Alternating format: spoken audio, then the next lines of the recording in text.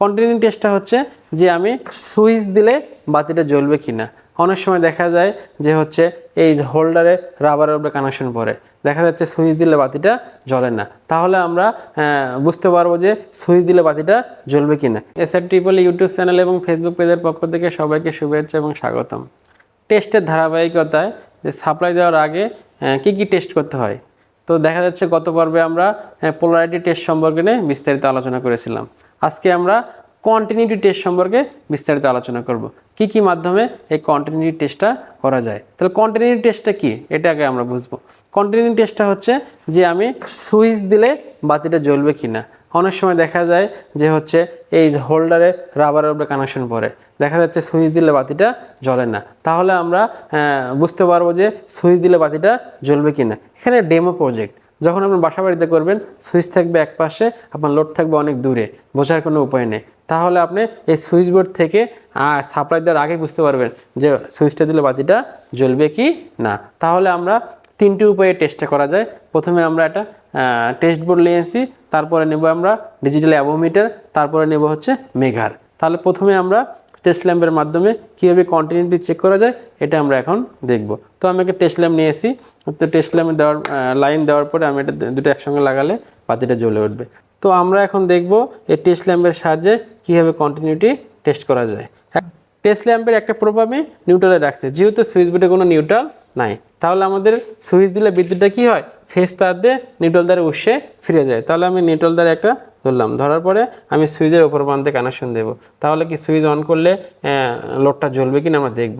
দেখা যাচ্ছে জ্বলছে, যেহেতু আমরা এখানে সিরিজ ল্যাম্প ব্যবহার করেছি এই জন্য সিরিজ ল্যাম্পে বাতিটাও জ্বলবে, লোডটাও জ্বলবে। তাহলে আমি যদি সাপ্লাই দেই তাহলে কি হবে, বাতিটা জ্বলবে। এখন আমরা এই রেগুলেটরটা চেক করব, রেগুলেটর অন করে দিলে বাতিটা জ্বলবে কিনা অথবা ফ্যানটা ঘুরবে কিনা। আমি রেগুলেটরের ওপর প্রান্তে সুইচটা অবশ্যই অন করে দিতে হবে। আমি অন করে দিলাম সুইচটা অবশ্যই কী করতে হবে, অন করতে হবে। অন করে দেওয়ার পর তাহলে তো কারেন্ট কি এখান থেকে এখানে আসবে, তারপর এই দিক দিয়ে যে আমার কি ফ্যানে যাবে। তাহলে আমি এখানে ধরলাম, দেখেন সুইচটা অন করে দেবো আমি।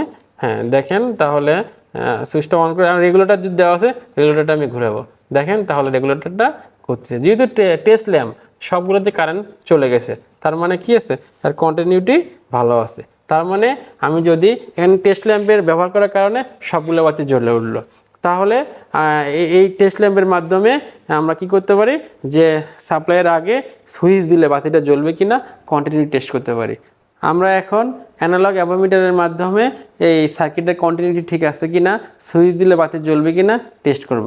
তাহলে অবশ্যই অ্যানালগের প্রোবটা ওহমসে রাখতে হবে। ওহমসে রাখার পরে আমি যদি এই প্রোব পজিটিভ প্রোব আর নেগেটিভ প্রোব যদি একসঙ্গে করি তাহলে কি এটা কি পাঠ দিচ্ছে।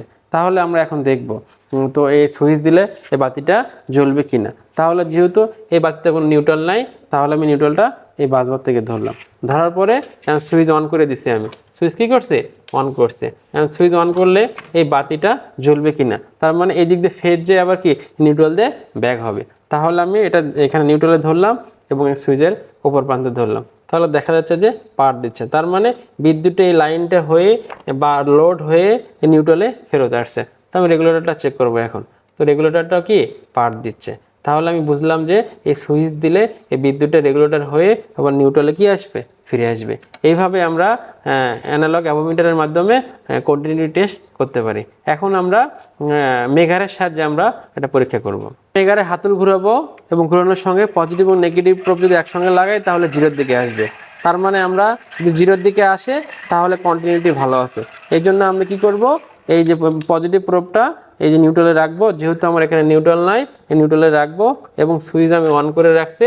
এখানে যদি আমি ধরি তাহলে কি হবে, এই দিক দিয়ে হয়ে সে কি বিদ্যুৎটা ফিরে আসবে উৎসে। তাহলে আমি হাতলটা ঘুরাবো, এখানে ধরবো, দেখেন কালারটা কি আছে, জিরোর দিকে আসছে। যদি কালারটা জিরোর দিকে না আসতো তাহলে কি কন্টিনিউটি ঠিক নাই।